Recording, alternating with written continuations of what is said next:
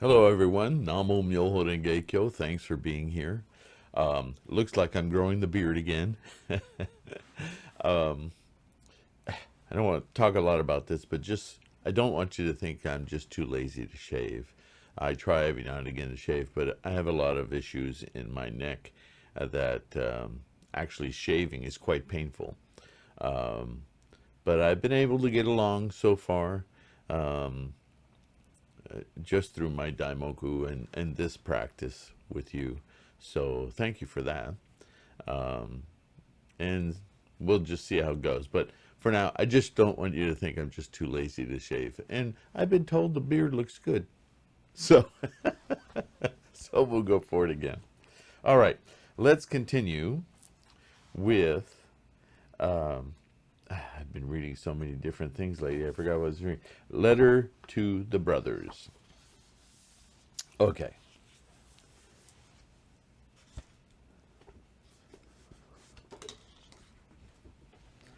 This was done, he begins, by, or continues, I should say. This was done by Tu Chun, Qi Yan, Fa Zhang, and Cheng Quan.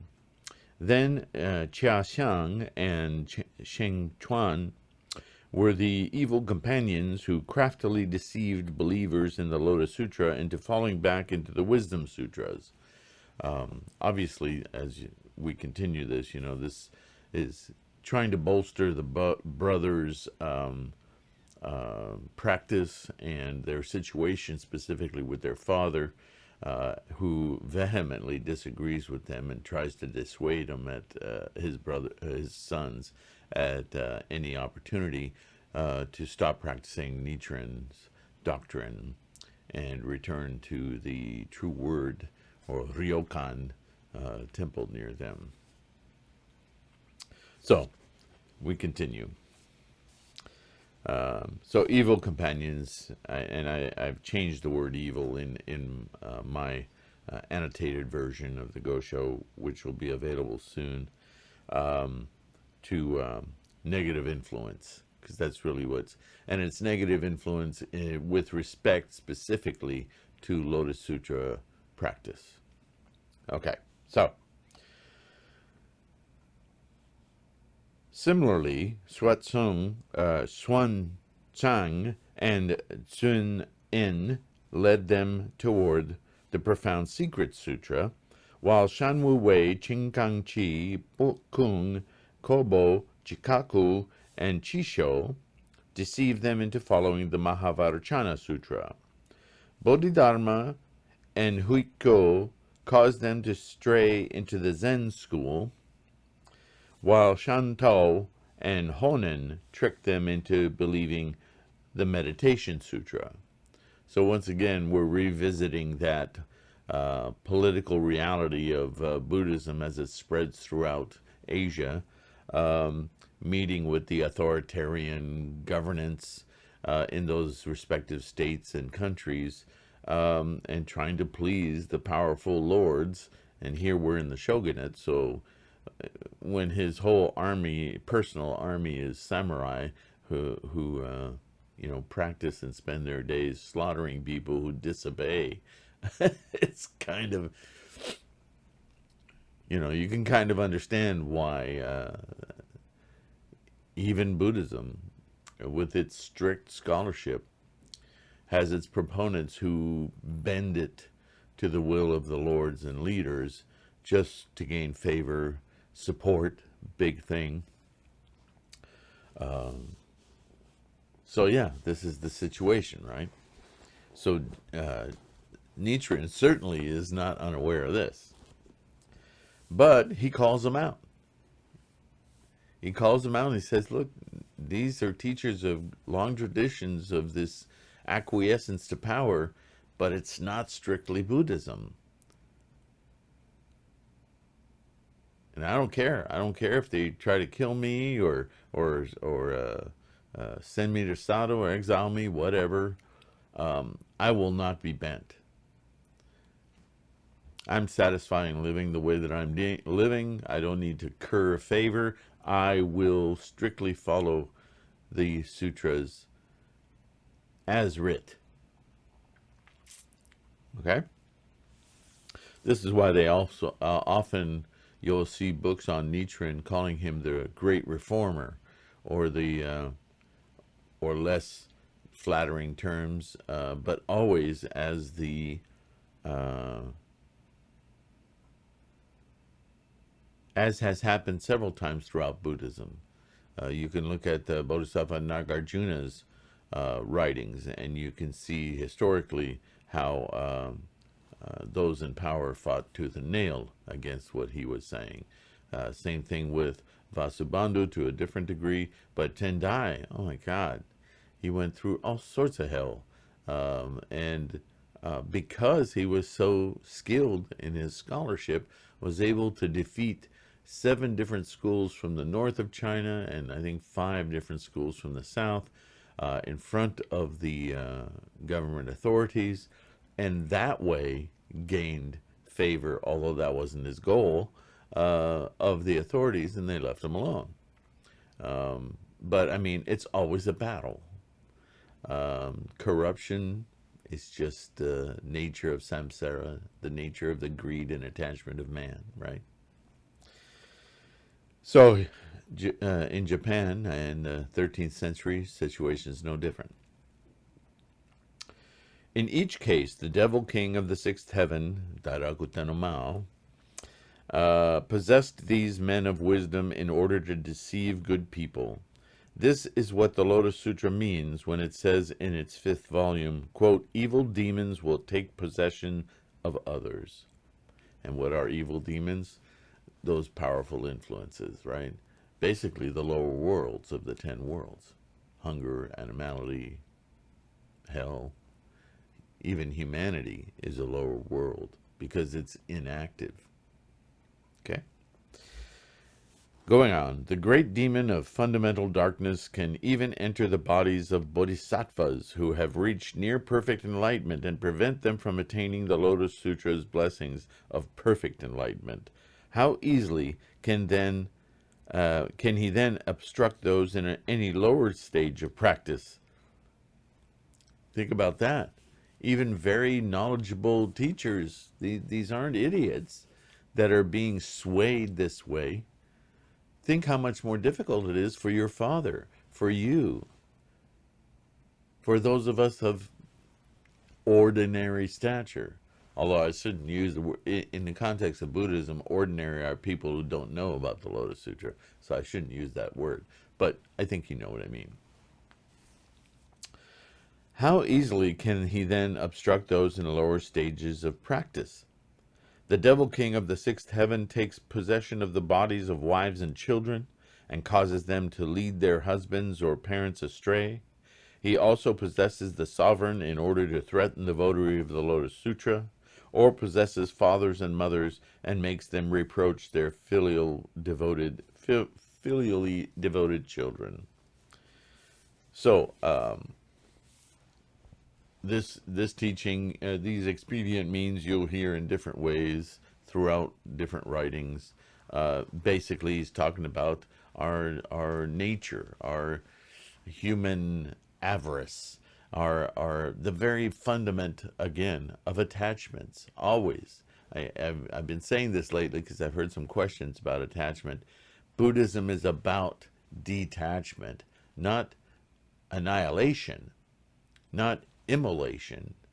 It's very easy, especially in the West, but obviously in Asia. I have videos up about burning monks and how abhorrent that is to Buddhism, and really, really, really, really profoundly sad, because that's a misunderstanding of earlier teachings.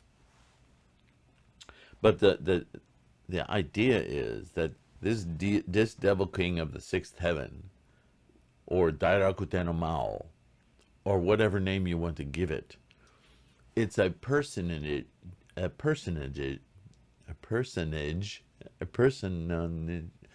There's a different word than personage, but anyway, it's It's a concept. It's a concept given a name. That's expedient means. Do you see? And it's a concept we all know. Because of our egotistical attachment to thingness, to want to make everything we encounter persist. It's in the act of identifying this from that. The moment you identify this from that, you've made a decision, whether consciously or not, mostly subconsciously because it's our nature, that because I've identified a difference, that difference and that identification must now stick. It must now continue through time. And by doing that, making that decision, we consider change abhorrent because it attacks our sense of ownership of time, of permanence. Do you see what I mean? If I call this a microphone, then when I walk into this room tomorrow, there had best be this microphone that I have identified. But in actual fact, everything is in a constant state of change. Now, things like this microphone change very, very slowly. It may actually outlast my own lifetime. So to me, there's a lot of justification in my experience of life to identify this and be okay with that. Just that, those words, right? Even the grammatical term for the word the is, it just slipped my mind. It is, come on, Sylvain. It's the definite article. That's the definition of the word the definite article, right? I mean, we're so obsessed with labeling, and by labeling, we instantiate some sort of permanence in our mind. This is the first, or not the first, but it is the core of the problem that creates suffering. Because if we just see things as the nature of its function, then we could be free to appreciate what it's doing in this moment. I'm not saying not to, to walk in here tomorrow and be surprised that it's still here. That's not what I mean. It's about our attitude, our mental formations of these identities. That's what we have to catch. And it wouldn't be altogether a bad thing to walk into this room tomorrow and go, wow, look at all this stuff I can work with and I can make a video with, and be excited about that. What's wrong with that? It's not delusional. What's delusional is to walk in here tomorrow and expect everything to work perfectly as it always has. It's just delusional. It's not real. So the devil of the sixth heaven is a personage. Wow, I'm really having problems with that word today. But it's a conceptual term to grasp the nature in our human lives of samsara that attaches us.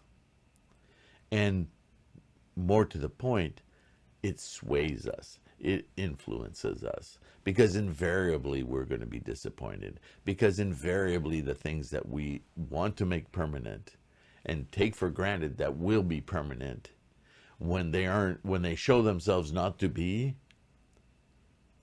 when my computer doesn't work the way I expect it to, I get upset.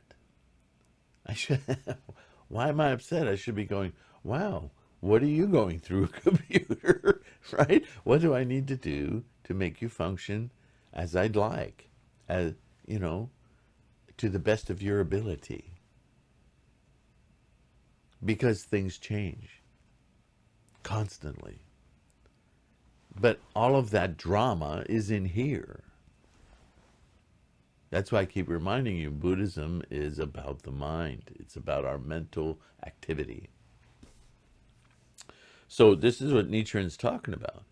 He's saying, yes, this is terrible. This is something that you have to really kind of fight against. You have to take it to task. You have to correct it.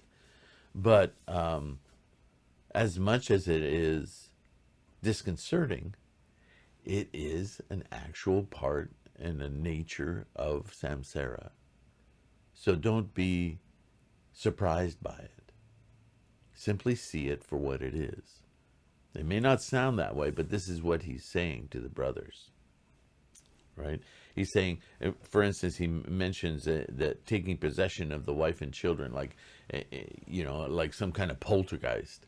That's not it at all. What he's saying is, the people closest to you will, in your mind, not some poltergeist from outside, but in your mind, there will manifest attachments that are unique to those closest to you, especially women and children, because the nature of your attachments, and if you're a woman, to your siblings, to your lovers, the nature of that attachment is far more at the core of what it is to be samsaric, to be a human, right? Because we're designed to mate. We're designed to be sexual beings and social beings. But our sexual connections are profound. They exist at the level of survival, right? Lizard brain stuff. And our children are not far off from that, because our progeny is an extension of our own lifetime. All of that, as you can hear, is about ego and attachment. Now, you might say that's okay.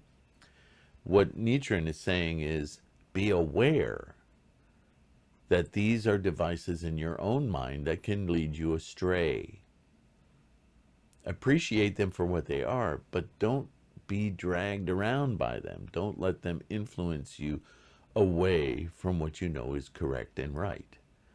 Ultimately, they will also benefit, even though in that moment your mind may be playing these tricks on you, these delusions on you, right?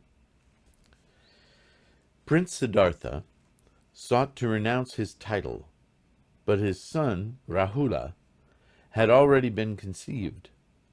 His father, King Suddhodana, therefore admonished him to put off leaving to become a monk until after the child was born. The devil took advantage of the situation and delayed the childbirth for 6 years. So, how much of this is folklore and how much she may have miscarried, she may have then had to conceive again.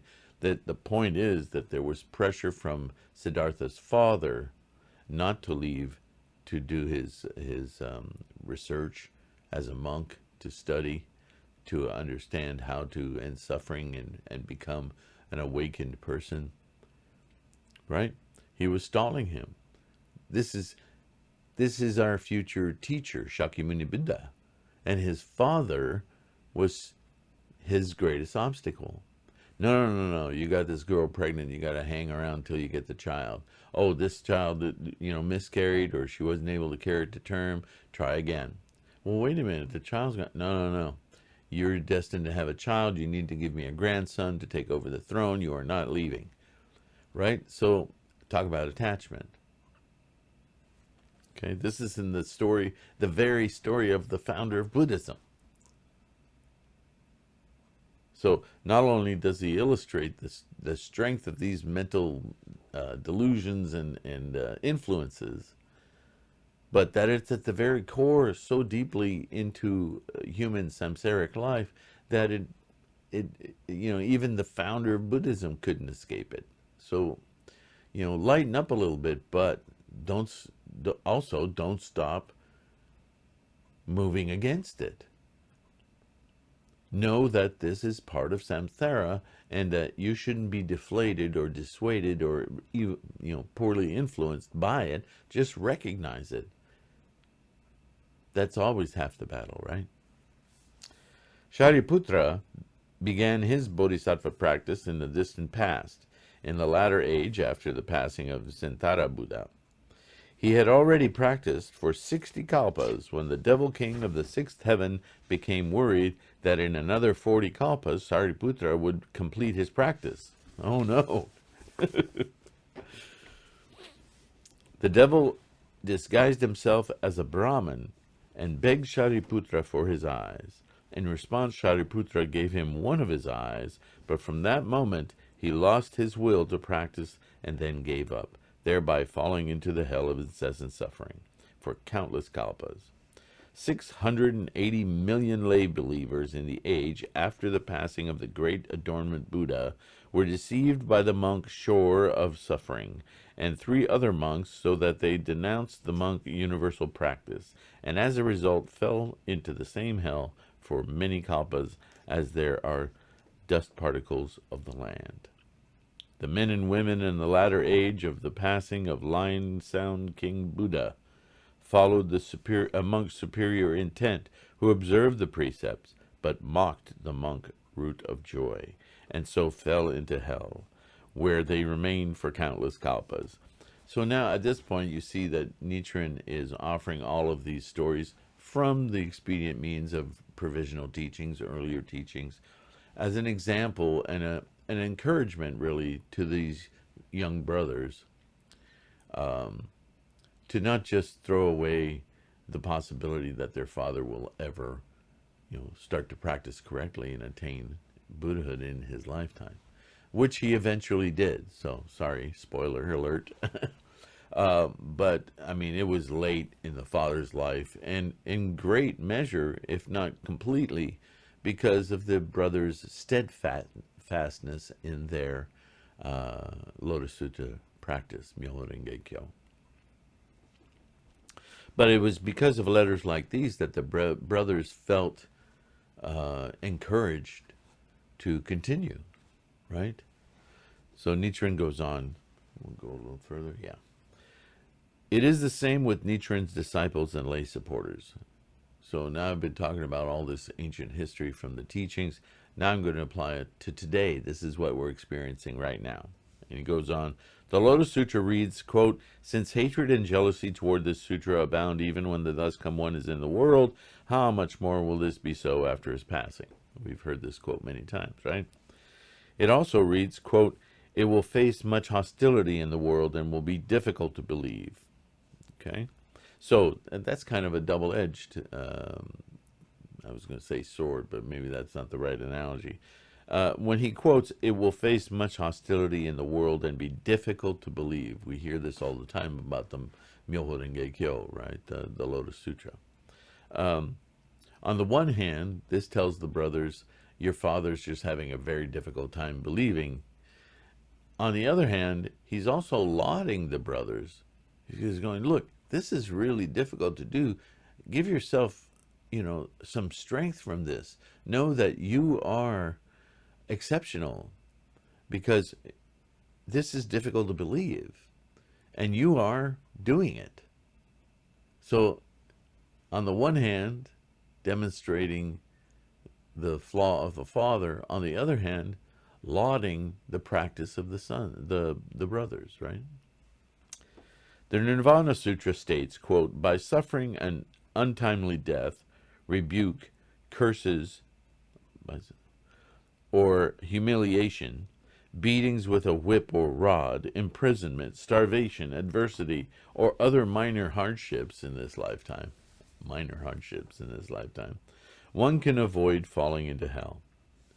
The Parivana Sutra says, quote, they may be poorly clad and poorly fed, seek wealth in vain, be born to an impoverished and lowly family, or one with erroneous views, or be persecuted by their sovereign. They may be subjected to various other sufferings and retributions. It is due to the blessings obtained by protecting the law that they can diminish in this lifetime their suffering and retribution. So, this particular quote is something that comes up in many ways, not least of which I did it myself when I opened this video. Remember, I talked about shaving and the problems with my neck and the pains and so forth. And I really, you could not convince me otherwise. It is through my practice, my daimoku, and my practice such as this and other activities along with Gongyo, that I know that I've ameliorated my situation and kept at bay the effects and the progression of the illnesses that I'm incurring in my lifetime, in this lifetime. That I've gone on much longer than expected with these problems in my neck and so on and so forth. So I'm speaking directly to that quote. See, there's no magic here. There's no. I chant the Daimoku to my mandala of the Gohanzon. I practice as correctly as I can figure out to do, and so my life should be perfect. But my life is my life. It's samsaric. It's my human identity. So whatever karma, whatever energies were there that brought me into this samsaric existence, and whatever causes and karmic energies I've collected while I've been here, positive and negative, we're all human, they may add up to a lot of suffering, because that's life, but I can minimize that suffering and even turn some of it into medicine, poison to medicine, right? Anyway, by my practice. So every moment is a benefit, is a weird term to use, but every moment is a precious validation of this practice. Moving on. These passages mean that we, who now believe in the correct teaching, in the past once committed the offense of persecuting its practitioners, and therefore are destined to fall into a terrible hell in the future. Does that mean that you kept somebody from practicing the Lotus Sutra even when you didn't know about it? No, that's not what it means. What it means is, again, the core of all of this teaching is our Buddha nature. However we get to it, and this Myoho Renge Kyo is the ultimate tool to experience it immediately, we are, in our own way, through our lifetimes, trying to find it, albeit as blind in a dark alley. Myoho Renge Kyo is like the flashlight, right? That allows you to see the way out immediately. But all of us in samsara are here for this purpose, to awaken. So if maybe when you were a kid you were a bully, or maybe when you were a kid you were manipulative, or in some way, whether it was consistent or just in one event, you helped to dissuade someone else from their better nature. And in so doing, you made it more difficult for them to get on the right path toward their awakening. Just that is a cause made. And so we need to clean those causes up, that mental energy, that samsaric energy that hangs around and manifolds itself. By manifolds, I mean it leads to, we say this in many different ways outside of Buddhism, but the butterfly wing analogy. One little activity here then sets off a whole string of activities that have their own life and then, manifest other things. And it's impossible to tell what those little things that we've done, sometimes little, sometimes more significant, but they have repercussions. And that reverberation throughout life is something that must be accounted for. Fortunately, with Myoho Renge Kyo, we can immediately find those things in our karmic past and abate them,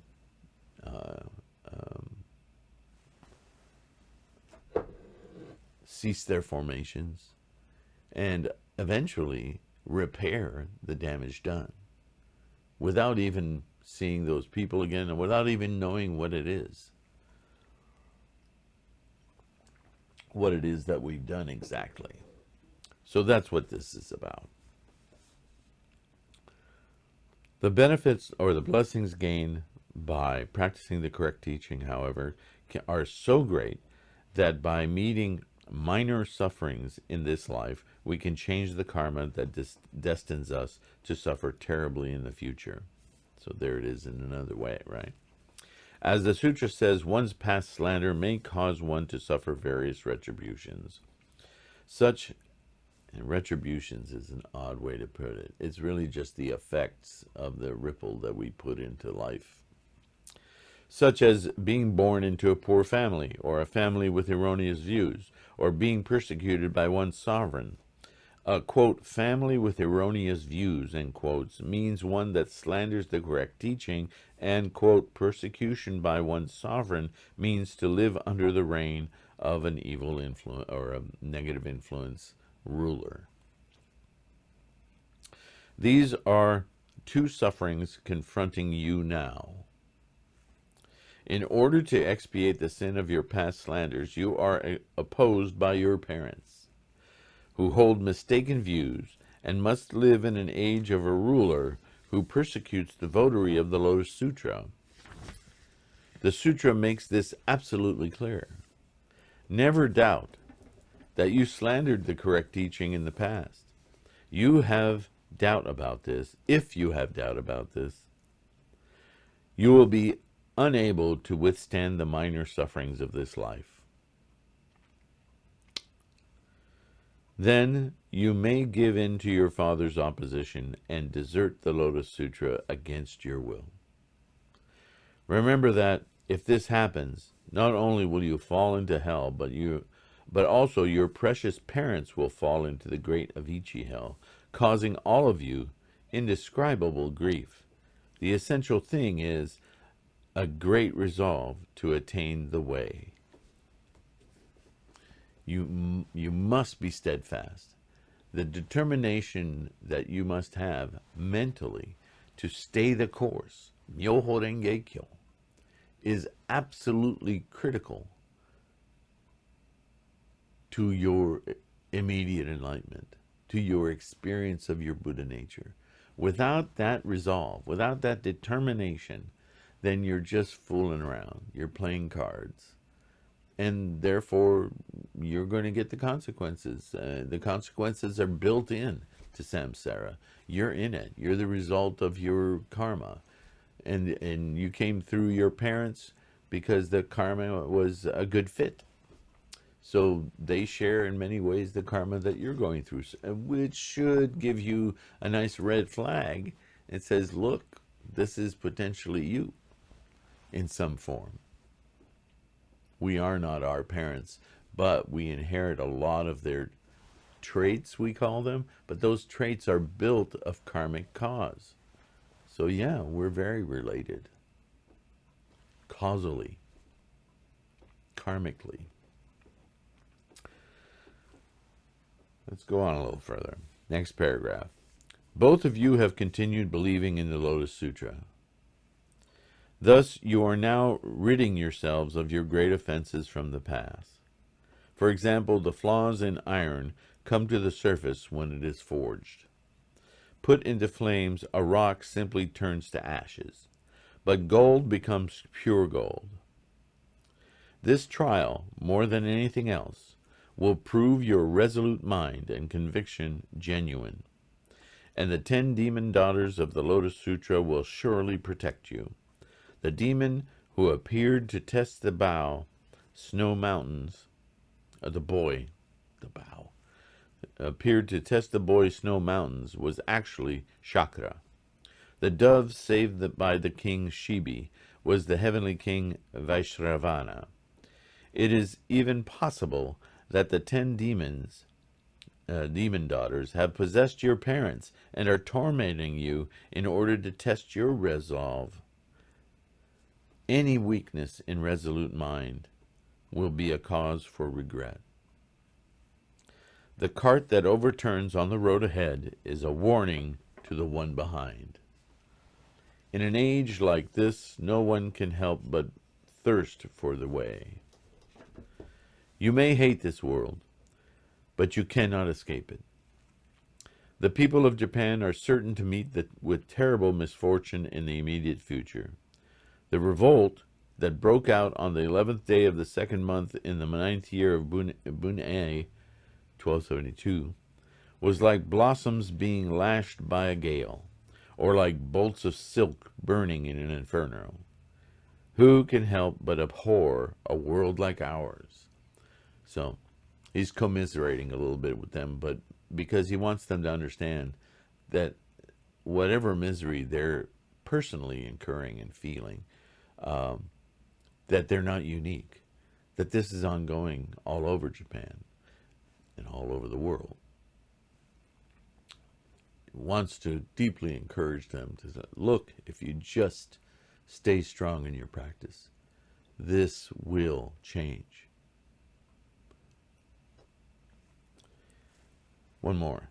In the 10th month of the 11th year of Bunei, the people on Iki and Tsushima Islands were slaughtered at one stroke.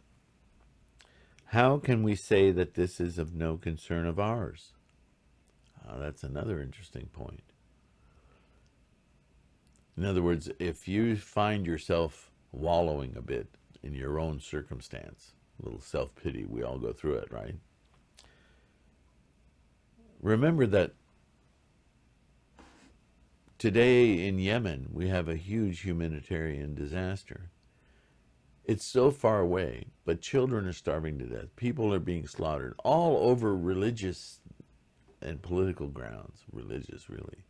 It's disgusting that human beings haven't evolved beyond this plaintive, childish, snot-nosed little war thing where we slaughter others because they just don't believe the way we do. He doesn't think the way I do. Kill him. How is it that after thousands and thousands of years of evolution, it hasn't occurred to us that that is a bull crap way to live and treat others? It ultimately doesn't make us better. What kind of superiority slaughters everything around it? At some point, doesn't it become obvious that without anything around you, there's nothing to be superior over or of? That's baloney.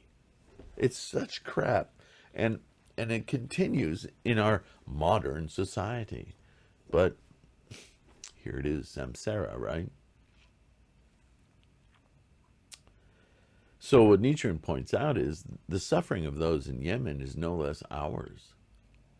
We have this tremendous protection of distance and circumstance that provides a different aura, a different experience of our lives, but it isn't separated from that experience.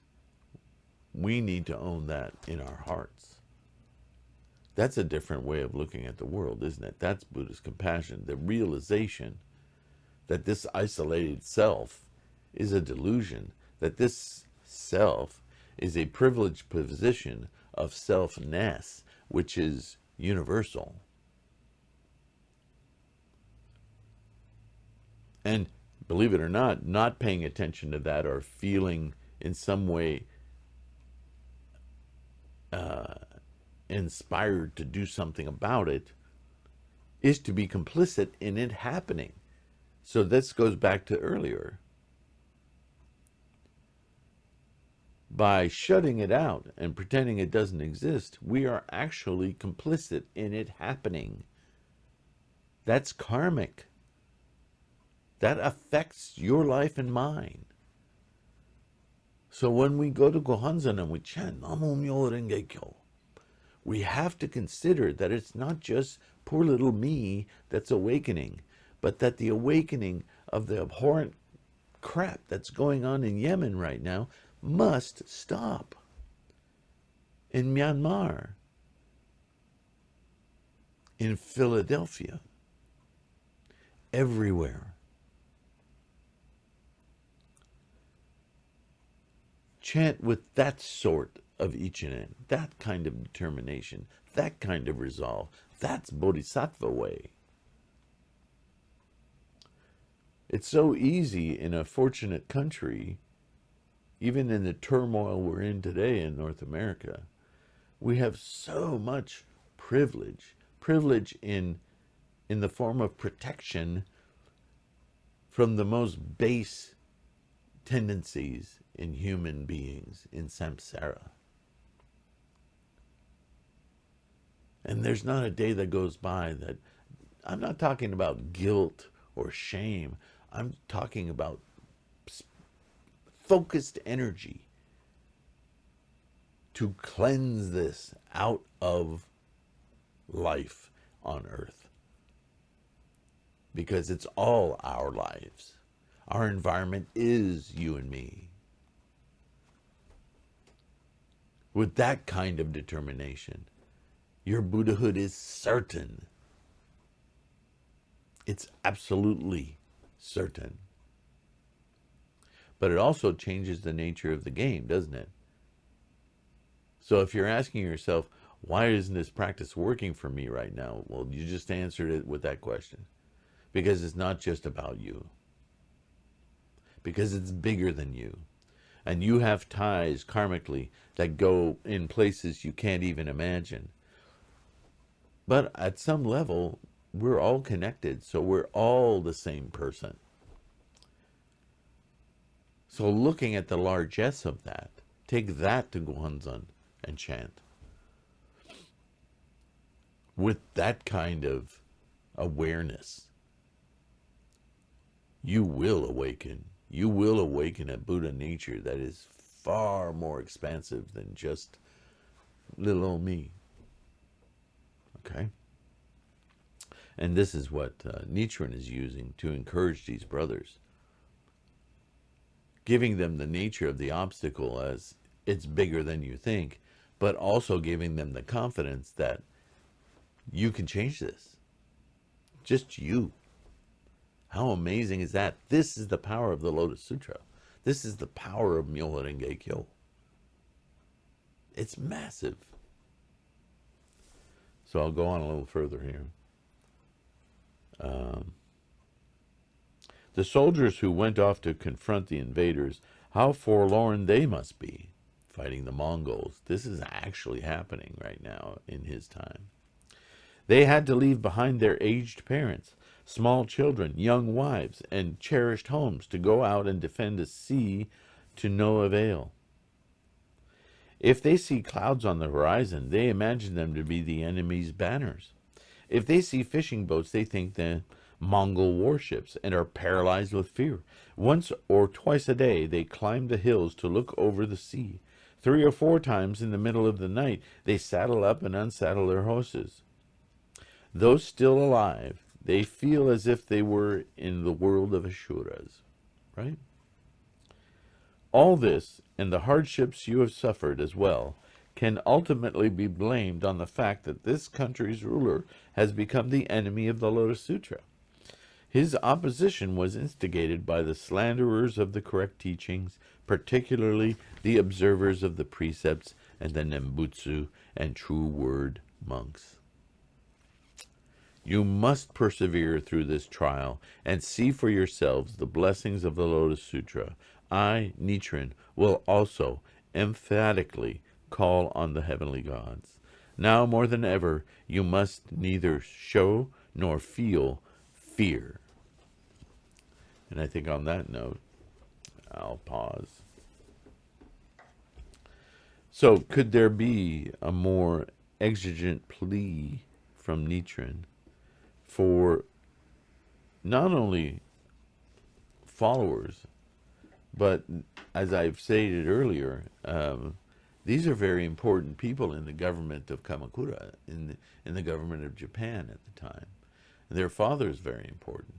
But because of their position, they're even more exposed to these bad influences that are trying very hard to assert their power. So the nature of the brothers' struggle is, yes, it's familial, but it includes the karma of Japan, because that's the position of influence they're in, right? So the negative influences around them are going to come from much more than just their own past, but the past of Japan. So this is why Nichiren is imploring them, stay the course. This will change. Through your actions, it will change. Profound encouragement. But the nature of the battle, the same for all of us, right? So, it's quite a go show. And we'll pursue and we'll go further into it with a lot more examples. Very interesting. From this, we learn a lot of the expedient means and provisional teachings of earlier sutras. Nichiren is just an amazing scholar when it comes to this. And we can, again, appreciate and find insights that apply to our own lives in, different terms, different people, different situations. But eventually, as we go through this Gosho, I encourage you to stick around, because if not already, some of these little stories and snippets will mirror your own life, and you will gain your own personal insights to help keep your practice strong. So it's no idle statement that I've made in the past. I practice Buddhism because I want to change the world. I'm not egomaniacal in any way. I'm just, by saying that, I'm really acknowledging how much of a task it is for me to change my own life, to awaken completely my Buddha nature. I've had many, many moments, and will have many, many more, always with my mandala. But even when I do these videos, my life feels more energized and I'm happier. So for that, I thank you for your support and your participation. Stay strong in your practice. It does work. How's that for a rounding endorsement? But no, wait, you also get, no, sorry, Namum Myoho Renge Kyo. Have a great day. See you next time.